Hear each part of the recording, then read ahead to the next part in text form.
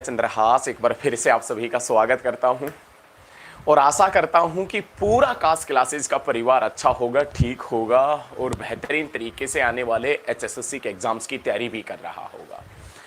दोस्तों, आज हम स्पेशल टारगेट 50 वीडियो की दूसरी वीडियो लेके आए हैं। टारगेट 50 मतलब एग्जाम से पहले 50 वीडियो करेंगे सीईटी के एग्जाम से पहले, जिसमें एचएसएससी का पूरा निचोड़ आ जाएगा, हरियाणा जीके का पूरा निचोड़ आ जाएगा। और इस वीडियो से बेहतरीन आपको वीडियो पूरे हरियाणा में कहीं नहीं मिलेगी। हम आपको यहां पर बताएंगे कि एक पर्सन से और पर्सन कैसे निकाले जाते हैं। सबसे बेहतरीन, सबसे जानदार, सबसे सटीक जो जानकारी देंगे ना, याद देंगे। आप वीडियो को अंत तक देखना और मेरे चैनल के ऊपर बने रहना। चैनल के ऊपर नए हो तो चैनल को अभी सब्सक्राइब कर लो, ताकि जब भी लेटेस्ट वीडियो आए सबसे पहले आप तक पहुंच सके। लोकेश कुमार कह रहे हैं good morning sir. Good morning भाई लोकेश, सभी को गुड मॉर्निंग। ठीक है, चलो अब स्टार्ट करते हैं।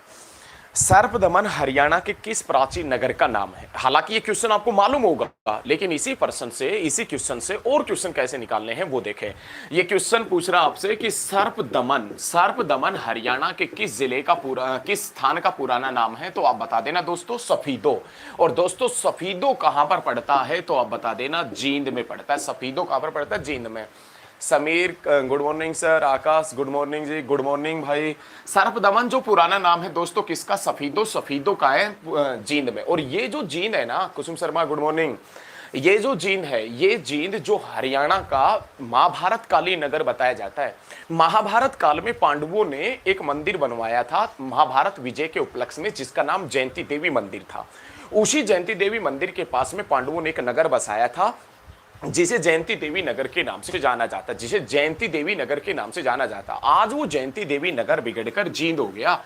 उसी जींद के अंदर एक सफीदो पड़ता है और उस सफीदो का पुराना नाम सर्पदमन है। एक्चुअल में एक राजा परीक्षित हुआ करते थे। राजा परीक्षित को सांप ने काट लिया था। राजा परीक्षित के बाद में इस क्षेत्र के राजा उसके बेटे जनमेजय बने।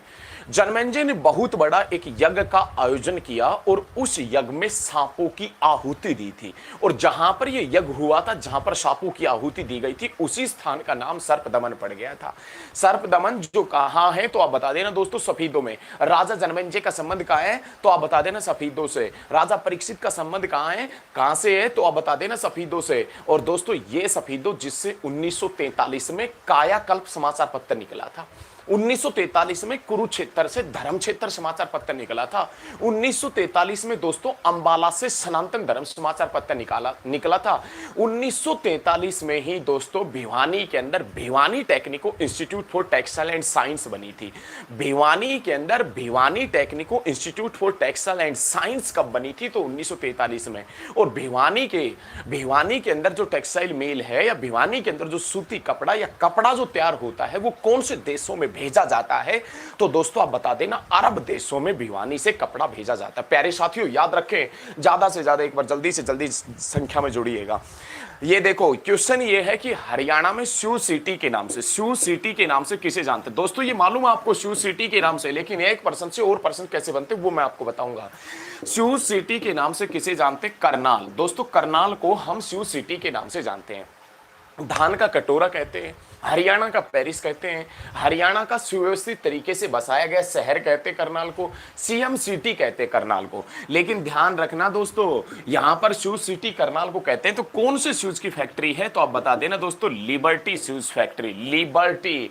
बाटा शूज फैक्ट्री पूछे ना तो बाटा शूज फैक्ट्री बल्लभगढ़ में बता देना। एक्शन शूज फैक्ट्री पूछे ना दोस्तों तो बहादुरगढ़ बता देना। और बहादुरगढ़ पूछे तो झज्जर बता देना। और गेटवे ऑफ हरियाणा के नाम से किसे जानते हैं? तो बहादुरगढ़ को जानते हैं। गेटवे ऑफ हरियाणा के नाम से किसे जानते हैं? बहादुरगढ़ को जानते हैं। बहादुरगढ़ जो कहां है? झज्जर में, जहां से 1857 की क्रांति का नेतृत्व किसने किया था?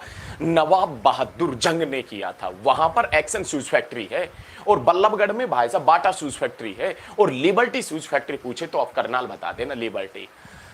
ये good morning sir. Good morning भाई सभी को। चौवन ऋषि की स्मृति में मेला कहां लगता है? ये भी पर्सन आपको आता है, लेकिन इसी पर्सन से 10 पर्सन और कैसे बनाने वो सीखे। यहां पर सबसे बेहतरीन, सबसे शानदार, सबसे गजब गजब तरीके से हरियाणा जी के पढ़ेंगे। वो क्वेश्चन पूछ रहा है कि च्यवन ऋषि से संबंधित मेला कहाँ लगता है। दोस्तों च्यवन ऋषि से संबंधित यदि मेला पूछे ना आपसे कि च्यवन ऋषि से संबंधित मेला कहाँ लगता है, तो आप बता देना च्यवन ऋषि से संबंधित मेला लगता है ढोसी की पहाड़ी के ऊपर। च्यवन ऋषि से संबंधित मेला कहाँ लगता है, ढोसी की पहाड़ी के ऊपर। और दोस्तों ढोसी की पहाड़ी जिसकी ऊंचाई कितना मीटर है, तो आप बता देना 652 मीटर है। आपसे पूछे कि च्यवन ऋषि की स्मृति में मेला कहां लगता है, ढोसी की पहाड़ी के ऊपर लगता है। ढोसी की पहाड़ी जो साउथ हरियाणा की या पूरे हरियाणा में अरावली की सर्वोच्च चोटी है, और इस ढोसी की पहाड़ी की ऊंचाई पूछे तो 652 मीटर ढोसी की पहाड़ी की ऊंचाई है, 652 मीटर। ध्यान रखना 652 मीटर में 700 साल जोड़ दें तो भाई साहब 1352 में फिरोज तुगलक ने फतेहाबाद बसाया था। फतेहाबाद शहर कब बसाया गया था, तो आप बता देना 1352 में फिरोज तुगलक ने। और 1352 में 600 साल जोड़ दें 1952, भाई साहब चंडीगढ़ की नींव रखी गई थी 1952 में। कुरुक्षेत्र का बिरला मंदिर बना था 1952 में। अरे जगाधरी के अंदर रेलवे वर्कशॉप बना था दोस्तों 1952 में। और पूर्व विदेश मंत्री सुषमा स्वराज का जन्म हुआ था 1952 में। 600 साल घटा दे 1352। ध्यान रखना ये जो फिरोज तुगलक ने फतेहाबाद बसाया था, और 700 साल घटा दे 652। ढोसी की पहाड़ी की ऊंचाई है, और ढोसी पर मेला लगता है च्यवन ऋषि का। और च्यवन ऋषि के जो फादर हुआ करते थे ना, उनका नाम था भृंगु ऋषि। च्यवन ऋषि के जो फादर थे उनका नाम क्या हुआ करता था, भृंगु ऋषि। और भृंगु ऋषि की पत्नी दिव्य पोलिमा थी, और दिव्य पोलिमा की आंखों से जो नदी निकलती थी ना, उसका नाम दोहान था। और दोहान किसकी सहायक नदी रही है, दोहान किसकी सहायक नदी रही है, तो आप बता देना दोहान सहायक है कृष्णावती की, और कृष्णावती सहायक है साहिबी की। और साहिबी नदी कहां पर गिरती है, तो नजफगढ़ झील में गिरती। नजफगढ़ नाला या नजफगढ़ झील। हरियाणा में कौन सी झीलें मैदानी क्षेत्र की झीलें हैं, तो नजफगढ़ और बीबीपुर झील मैदानी क्षेत्र की झीलें हैं। हरियाणा में मैदानी क्षेत्र की ऊंचाई कितना है, 700 से 900 फीट है। हरियाणा में मैदानी क्षेत्र की ऊंचाई कितना मीटर है, तो 200 से 300 मीटर हरियाणा में मैदानी क्षेत्र की ऊंचाई है। दोस्तों बहुत बढ़िया, बहुत बेहतरीन तरीके से हम पढ़ेंगे। आप सभी साथी देखें, सभी साथी आप वीडियो पर बने रहें भाई साहब। सभी साथी एक बार ज्यादा से ज्यादा संख्या में जुड़े। जितने भी साथी वीडियो देख रहे हैं ना, एक बार वीडियो को जरूर शेयर करें। वीडियो को साथ के साथ में शेयर करते चलिएगा प्लीज, रिक्वेस्ट है। उसके बाद में नेक्स्ट पॉइंट देखें भाई। नेक्स्ट पॉइंट 1857 के स्वतंत्रता संग्राम में बल्लभगढ़ के किस राजा ने बलिदान दिया था, यह प्रश्न भी आपको आता है। 1857 के स्वतंत्रता संग्राम में बल्लभगढ़ के किस राजा ने, यह पूछ रहा है बल्लभगढ़ के किस राजा ने भाई साहब अपना बलिदान दिया था, तो बल्लभगढ़ के राजा हुआ करते थे राजा नाहर सिंह। इस राजा नाहर सिंह को भाई साहब एक अंग्रेज अधिकारी ने गिरफ्तार कर लिया था, और गिरफ्तार करने के बाद में इसको अपनी घुड़साल में कैद किया था जहां पर घोड़े बनते हैं। और राजा नाहर सिंह को किस अंग्रेज अधिकारी ने कैद किया था, तो आप बता देना भाई साहब एक अंग्रेज अधिकारी हुआ करता था सावर्ज। उस सावर्ज ने राजा नाहर सिंह को कैद कर लिया था और अपनी घुड़साल में बांध दिया था जहां पर घोड़े बनते वहां पर। 1857 की क्रांति का एकमात्र वीर योद्धा, 1857 की क्रांति का एकमात्र वीर योद्धा जिसे उसके जन्मदिन के ऊपर फांसी हुई थी, राजा नाहर सिंह। और राजा नाहर सिंह को दोस्तों फांसी हुई थी, तो ध्यान रखिएगा कब, 9 जनवरी 1858 में फांसी हुई थी। कहां हुई थी, चांदनी चौक में। चांदनी चौक कहां है, तो आप बता देना भाई साहब नई दिल्ली के अंदर। दिल्ली का नाम नई दिल्ली कब हुआ था, 1927 में। और दिल्ली से राजधानी नई दिल्ली कब बनी थी, 1931 में। भगत सिंह राजगुरु सुखदेव को फांसी कब हुई थी, 1931 में। ध्यान रखना बहुत बढ़िया तरीके से, बेहतरीन तरीके से। भारत में पहली बार जाति आधारित जनगणना कब हुई थी, 1931 में। लेकिन ये चीजें याद रखें, क्रांति का एकमात्र वीर योद्धा जिसे उसके जन्मदिन के ऊपर फांसी हुई, राजा नाहर सिंह। चांदनी चौक दिल्ली, बल्लभगढ़ का शेर राजा नाहर सिंह, फरीदाबाद का शेर राजा नाहर सिंह। ध्यान रखना। नेक्स्ट पर्सन है बढ़िया, राजा जनमेजय का संबंध हो गया। नेक्स्ट पर्सन, हरियाणा के किस जिले की सीमा किसी अन्य राज्यों के साथ में स्पर्श नहीं करती। हरियाणा के फिलहाल 2 जिले ऐसे हैं वर्तमान में, 2 जिले। हरियाणा के कितने जिले हैं, 2 जिले ऐसे हैं जिसकी सीमा किसी अन्य राज्यों के साथ में नहीं लगती। कौन कौन सा है, एक तो अपने पास में नाम आता है रोहतक का, और एक अपने पास में नाम आता है दोस्तों किसका, तो आप बता देना चरखी दादरी का। हरियाणा के कौन कौन से जिले ऐसे हैं जिसकी सीमा किसी अन्य राज्य के साथ में नहीं लगती, तो पहले तो सिर्फ रोहतक था। आप देखो लोकेश का भी आंसर है, कुसुम का भी आंसर है, बहुत बढ़िया। ऐसे आप आंसर देते रहें, एकदम मजा आएगा। रोहतक और चरखी दादरी, ध्यान रखना, रोहतक जिसे हरियाणा का मन कहते हैं, हरियाणा की राजनीति की राजधानी कहते हैं रोहतक को। और ये दादरी जिसके आगे चरखी शब्द लगा था 1958 में, ये चरखी दादरी जो हरियाणा का 22वां जिला बना था 4 दिसंबर 2016 में। और 4 दिसंबर को अपन क्या मनाते हैं, नेवी डे मनाते हैं। और पूर्व नेवी चीफ सुनील लांबा हरियाणा में कहां से है, कहां से थे, तो आप बता देना। पलवल। पलवल का पुराना नाम क्या है, अपलवा। ऐसा कौन सी पुस्तक में लिखा है कि पलवल का पुराना नाम अपलवा है? आईने ए अकबरी में लिखा है। आईने अकबरी किसने लिखी थी, अबुल फजल ने लिखी थी। अबुल फजल किसके दरबार में था, अकबर। और अकबर का जन्म कब हुआ था, 1542 में। 400 साल जोड़ देना, 1942। भारत छोड़ो आंदोलन हुआ था 1942 में। और हरियाणा के किस पूर्व मुख्यमंत्री ने भारत छोड़ो आंदोलन में अपनी गिरफ्तारी दी थी, तो चौधरी देवीलाल ने, जिसका जन्म हुआ था 1914 में। हरियाणा में हिंदी की पहली पाठशाला झज्जर में लगी थी 1914 में। और याद रखिएगा, अल्ताफ हुसैन हाली जिसका संबंध पानीपत से, उसकी डेथ हुई थी 1914 में। और सर छोटूराम को राव बहादुर की उपाधि मिली थी 1914 में।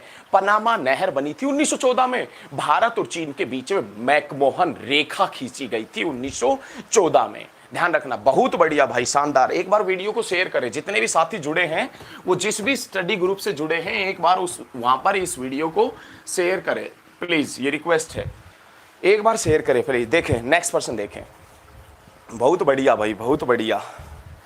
देखो ये मंदिर आ गया, नहीं, जिसका जिक्र हमने अभी किया था, कुरुक्षेत्र स्थित बिड़ला मंदिर है ना। बिड़ला मंदिर किस सरोवर के निकट स्थित है?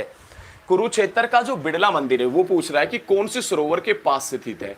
कुरुक्षेत्र का जो बिड़ला मंदिर है, ये कौन से सरोवर के पास स्थित है, तो आप बता देना दोस्तों, ब्रह्म सरोवर के पास स्थित है। कुरुक्षेत्र का बिड़ला मंदिर ब्रह्म सरोवर के पास स्थित है। ये वही ब्रह्म सरोवर है जिसका वर्णन अल बरूनी की पुस्तक किताब उल हिंद में मिलता है। ये वही ब्रह्म सरोवर है जिसका वर्णन अल बरूनी की पुस्तक किताब उल हिंद अथवा तहकीक हिंद में मिलता है। और किताब उल हिंद अथवा तहकीक हिंद अल बरूनी ने लिखी थी, जो महमूद गजनवी के साथ आने वाला इतिहासकार हुआ करता था। ध्यान रखे दोस्तों। लेकिन यह भी ध्यान रखना कि हरियाणा का वो सरोवर जो चारों तरफ से विशाल पक्का है, ब्रह्म सरोवर, और हरियाणा का वो सरोवर जिसमें मानसरोवर झील का पानी आता था, ब्रह्म सरोवर। हरियाणा के कौन से सरोवर का वर्णन वामन पुराण में मिलता है, तो ब्रह्म सरोवर। लेकिन दोस्तों ध्यान रखना, बिड़ला मंदिर कौन से सरोवर के पास में स्थित है, ब्रह्म सरोवर। तो बिड़ला मंदिर कौन से जिले में है, बिड़ला मंदिर कौन से जिले में है, ये पूछे तो आप बता देना, बिड़ला मंदिर भाई साहब कुरुक्षेत्र में है, कुरुक्षेत्र में बिड़ला मंदिर। और ये बिड़ला मंदिर जिसकी नींव रखी गई थी 1952 में।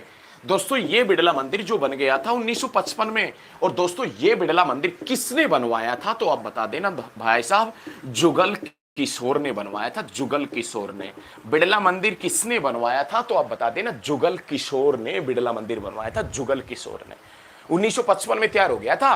करनाल में राष्ट्रीय डेयरी अनुसंधान जो केंद्र है ना करनाल में, वो भी कब बना था, तो 1955 में ही बना था। 1955 में 10 साल जोड़ दें, 1955 में भाई साहब 10 साल जोड़ दें, 1965 बाबा रामदेव का जन्म हुआ था सैद अलीपुर गांव महेंद्रगढ़ में, जिसका वास्तविक नाम राम किशन है। और 1965 से 100 साल घटा दें भाई साहब, 1865। ध्यान रखना दोस्तों ध्यान रखना, 1865 में हरियाणा में प्रथम रेलवे लाइन बिछाई गई थी। हरियाणा में पहली रेल लाइन 1865 में ही बिछाई गई थी। और कहां से कहां बिछाई गई थी, तो घड़ी हरसरू से लेकर फर्रुखनगर तक बिछाई गई थी। और 1865 में जो रेल लाइन घड़ी हरसरू से फर्रुखनगर तक बिछाई गई थी, वो किसने बिछवाई थी, तो आप बता देना भाई साहब, किसने बिछवाई थी, तो बिचौल वंश के शासक दलेल खान अथवा फौजदार खान ने बिछवाई थी। नमक व्यापार के उद्देश्य से बिछवाई थी। लेकिन नमक का व्यापारी रेवाड़ी में हेमचंद्र विक्रमादित्य होता था, हेमू होता था। अरे आपको इस वीडियो के माध्यम से पता चल जाएगा कि आप भाई साहब कितने पानी में खड़े हैं। आप वीडियो को शेयर करें, आप अपने दोस्तों से बोले कि वो कास्ट क्लासेस के ऊपर आए, कास्ट क्लासेस में हमारे साथ में जुड़े, उनको पता लगे कि भाई साहब आपने आज तक हरियाणा जीके कैसी पढ़ी है, कैसे तरीके से पढ़ी है, कहाँ वो खड़े हैं। अरे सबसे बेहतरीन, पूरे हरियाणा में सबसे बेहतरीन हरियाणा जीके आप इस चैनल के ऊपर पढ़ेंगे भाई साहब, सारी चीजें करवाएंगे। ध्यान रखना सारी चीजें, तो ये चीजें ध्यान रखिएगा। बिड़ला मंदिर है कुरुक्षेत्र, 1952 में नींव रखी गई, 1955 में बन गया, जुगल किशोर ने बनवाया था। बहुत बढ़िया भाई साहब, बहुत बढ़िया, ठीक है ना, याद रखें। नेक्स्ट पॉइंट, यह किसकी मान्यता है कि गुरु जंबेश्वर भगवान विष्णु के अवतार है? मतलब कौन सा संप्रदाय गुरु जंबेश्वर को भगवान विष्णु का अवतार मानता है? गुरु जंबेश्वर का नाम आपने सुना होगा, इनके नाम से भाई साहब एक यूनिवर्सिटी भी है। गुरु जंबेश्वर, कौन सा संप्रदाय गुरु जंबेश्वर को भगवान विष्णु का अवतार मानता है? तो दोस्तों आप बता देना, बिश्नोई समुदाय। बिश्नोई समुदाय, ये जो बिश्नोई समुदाय है ना, ये दोस्तों भाई साहब गुरु जंबेश्वर को भगवान विष्णु का अवतार मानता है। बिश्नोई समुदाय गुरु जंबेश्वर को किसका अवतार मानता है? राहुल यादव, बहुत बढ़िया भाई। बिश्नोई समुदाय, बहुत बढ़िया। बिश्नोई समुदाय गुरु जंबेश्वर को भगवान विष्णु का अवतार मानता है।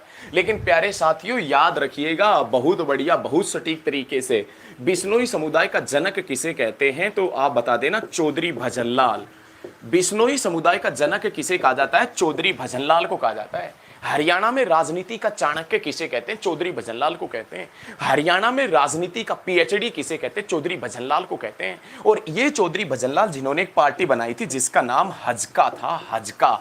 और हजका पार्टी का गठन कब किया था? 2007 में दोस्तों, जिसका चुनाव चिन्ह क्या था? ट्रैक्टर। और ट्रैक्टर सबसे ज्यादा बनता है फरीदाबाद में, सबसे ज्यादा जेसीबी बनती है फरीदाबाद में, सबसे ज्यादा मेहंदी बनती है फरीदाबाद में, सबसे ज्यादा रजनीगंधा होता है फरीदाबाद में, सबसे ज्यादा जनसंख्या है फरीदाबाद में, सबसे कम क्षेत्रफल है फरीदाबाद में, हरियाणा का सबसे पहला नगर निगम है फरीदाबाद, डॉक्टर राजेंद्र प्रसाद के सपनों का शहर है फरीदाबाद, शेख फरीद या बाबा फरीद के नाम पर बसाया गया शहर है फरीदाबाद, और जो शाहजहां ने बसाया था वो शहर है हरियाणा का फरीदाबाद। लेकिन याद रखना, सबसे ज्यादा ट्रैक्टर बनते हैं फरीदाबाद में। और दोस्तों ध्यान रखना, ध्यान रखना, ध्यान रखना कि ट्रैक्टर चुनाव चिन्ह था हजका पार्टी का। और हजका पार्टी किसने बनाई थी? चौधरी भजनलाल ने बनाई थी।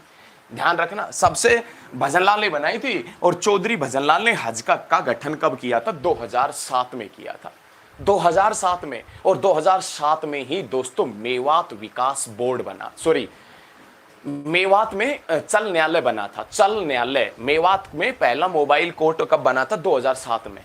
मेवात डेवलपमेंट बोर्ड, मेवात विकास बोर्ड तो भाई साहब 2007 में नहीं, 1980 में बना था। जिसका चेयरमैन कौन होता है? हरियाणा का तत्कालीन सीएम जिसका चेयरमैन होता है। बहुत बढ़िया भाई साहब, बहुत बढ़िया, बहुत बढ़िया।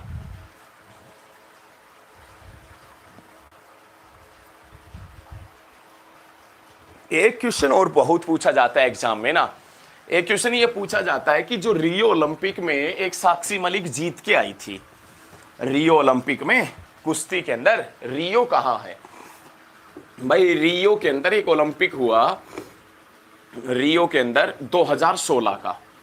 और रियो कहां पर पड़ता है? तो आप बता देना दोस्तों, ब्राजील में। और ब्राजील कौन से महाद्वीप में है? तो आप बता देना दोस्तों, दक्षिण अमेरिका में है। लेकिन एक महाद्वीप तो उत्तर अमेरिका भी पड़ता है। और उत्तर अमेरिका महाद्वीप जिसकी खोज कोलंबस ने की थी, 1492 में की थी। कोलंबस जो स्पेन का था। और बुल फाइटिंग कौन से देश का राष्ट्रीय खेल है? स्पेन का है।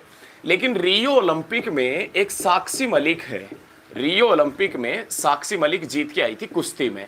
इसका जन्म अक्सर एग्जाम में पूछ लिया जाता है, तो इसका जन्म 3 सितंबर 1992 में हुआ था। साक्षी मलिक का जन्म 3 सितंबर 1992 में। भाई साहब गलती से आप 23 लिख देते, 3 सितंबर की जगह 23 लिख देते, तो 23 सितंबर को हरियाणा में शहीदी दिवस मनाते हैं। लोकेश का आंसर है मोखरा में, बहुत बढ़िया, मोखरा में ही 23 सितंबर को हम हरियाणा में शहीदी दिवस मनाते हैं दोस्तों। लेकिन भाई साहब 1992 में, ध्यान रखना, पंचकुला का एक यादवेंद्र गार्डन है, पंचकुला के एक यादवेंद्र गार्डन है जो औरंगजेब के शासनकाल के दौरान बना था, जो नवाब फिदाई खान ने बनवाया था।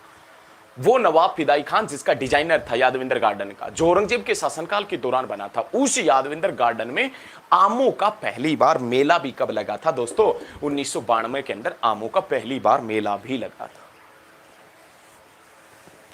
समझ रहे हो ना? तो ये चीजें बहुत अच्छे तरीके से आप भाई साहब याद रखिएगा। 3 सितंबर 1992 में जन्म होता है किसका? साक्षी मलिक का, जो किस खेल से संबंधित है? कुश्ती से संबंधित है। मानसरोवर झील, मानसरोवर क्षेत्र से किस नदी का उद्गम स्थल बताया जाता है? ये तो आपको याद होगा। मानसरोवर जो झील है ना, राहुल कह रहा है कि अरावली का विस्तार कौन से डिस्ट्रिक्ट में सबसे ज्यादा है? तो भाई अरावली का विस्तार है ना राहुल, वो गुरुग्राम के अंदर सबसे ज्यादा बताया जाता है, गुरुग्राम में। और जो पुरानी बुकें है ना, पुरानी बुकें, उनके अंदर अरावली का सर्वाधिक विस्तार मेवात मिल जाएगा। पुरानी बुकों के अंदर सबसे ज्यादा अरावली का विस्तार मेवात में मिल जाएगा। लेकिन आजकल जो बुकें आ रही हैं उनमें किसी किसी बुक में आजकल जो सबसे ज्यादा अरावली का विस्तार बताया जाता है गुरुग्राम में बताया जाता है। ठीक है राहुल भाई। मानसरोवर क्षेत्र में किस नदी का, मानसरोवर क्षेत्र से या मानसरोवर झील से कौन सी नदियों का उद्गम स्थल है? तो मानसरोवर जो झील जो तिब्बत में है, जिसके ऊपर अधिकार चीन जताता है, चीन जिसकी राजधानी बीजिंग है, और बीजिंग के अंदर ओलंपिक हुआ था 2008 में, और उस ओलंपिक में जीत के आया था विजेंदर सिंह को राजीव गांधी खेल रत्न पुरस्कार मिला था 2009 में। और Indian institute of management Rohtak बना था 2009 में। नाहर वाइल्ड लाइफ सेंचुरी जो है ना, इसे संवेदनशील घोषित किया गया था 2009 में। और सूरजकुंड मेले में प्रथम फोकस कंट्री के रूप में, सूरजकुंड मेले में प्रथम फोकस कंट्री के रूप में मिस्र देश आया था 2009 में। और नील नदी का वरदान कौन से देश को कहते हैं? मिस्र देश को कहते हैं, ध्यान रखना। सवेज नहर का राष्ट्रीयकरण कौन से देश ने किया था? मिस्र देश ने किया था। और सवेज नहर का राष्ट्रीयकरण मिस्र ने कब किया था? 1956 में किया था।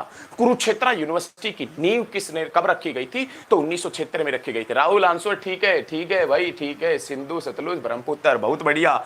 मानसरोवर झील के पास से कितनी नदियां निकलती है? तो 3 नदियां निकलती है, जिसमें सिंधु, सतलुज और ब्रह्मपुत्र नदी का नाम आता है। सिंधु, सतलुज और जो ब्रह्मपुत्र नदियां है ना, वो कौन सी झील के पास से निकलती है दोस्तों? तो आप बता देना, मानसरोवर झील के पास से निकलती है। बहुत बढ़िया, बहुत बढ़िया, बहुत बढ़िया। बड़खल झील हरियाणा के किस जिले में? ये तो आपको मालूम ही होगा दोस्तों। बड़खल झील हरियाणा के किस जिले में है? तो दोस्तों बहुत बढ़िया, याद रखिएगा, फरीदाबाद के अंदर है। फरीदाबाद। हरियाणा की सबसे बड़ी झील पूछे तो बता देना, दमदमा झील सोहना में है। लेकिन हरियाणा की सबसे सुंदर झील पूछे तो आप भाई साहब भिंडावास झील बता देना, भिंडावास, जो भाई साहब झज्जर में है। और हरियाणा की सबसे फेमस झील, सबसे ज्यादा पर्यटक कौन सी झील के ऊपर आते हैं? बड़खल झील, जो फरीदाबाद में। बड़खल झील कौन सी पहाड़ियों में है? तो अरावली की पहाड़ियों में। अरावली की पहाड़ियों में बड़खल झील स्थित है। और दोस्तों ध्यान रखिएगा, बड़खल जो झील है ना, ये 1947 सिंचाई परियोजना के तहत बनी थी। 1947 सिंचाई परियोजना के तहत। Sanjay sir good morning sir, good morning. अब जल्दी से एक आंसर बता दो। 1947 में जब भारत और पाकिस्तान का विभाजन हुआ था, 1947 में जब भारत और पाकिस्तान का विभाजन हुआ था, उस समय पंजाब का मुख्यमंत्री कौन था? जल्दी बताओ, जल्दी से कमेंट करो कि 1947 में जब भारत और पाकिस्तान का विभाजन हुआ, उस समय पंजाब का मुख्यमंत्री कौन था? पंजाब का मुख्यमंत्री कौन हुआ करता था? जल्दी से बताओ। 1947 में जब भारत और पाकिस्तान का विभाजन हुआ, उस समय पंजाब का मुख्यमंत्री कौन था? दोस्तों जल्दी से आंसर आना चाहिए। गोपीचंद भार्गव उस समय पंजाब का मुख्यमंत्री था। और गोपीचंद भार्गव जिसका संबंध कहां से रहा है? सिरसा से रहा है। तो प्यारे साथियों, आप मेरे साथ में लगातार जुड़े रहें, एक से एक बेहतरीन वीडियो में लेके आऊंगा। आप चैनल के ऊपर नए हो तो चैनल को अभी सब्सक्राइब कर लो, अभी बेल आइकन भी दबा लेना। बेल आइकन दबाएंगे तभी आपके पास में नोटिफिकेशन पहुंचेगा कि हाँ लाइव चल रही है क्लास, या क्लास आ चुकी है, या वीडियो आ चुकी है, तभी आपके पास नोटिफिकेशन पहुंचेगा। नए हो तो चैनल को अभी सब्सक्राइब कर लो, ताकि जब भी लेटेस्ट वीडियो आए सबसे पहले आप तक पहुंच सके।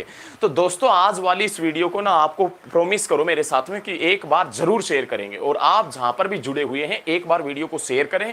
आप अपने दोस्तों से बोले कि वो कास्ट क्लासेस के ऊपर आए। जितने ज्यादा बच्चे जुड़ेंगे उतना ही पढ़ने में इंटरेस्ट बनेगा, मजा आएगा एकदम भाई साहब, बेहतरीन तरीके से पढ़ेंगे। तो आज के लिए इतना ही। जय हिंद, जय हरियाणा, धन्यवाद।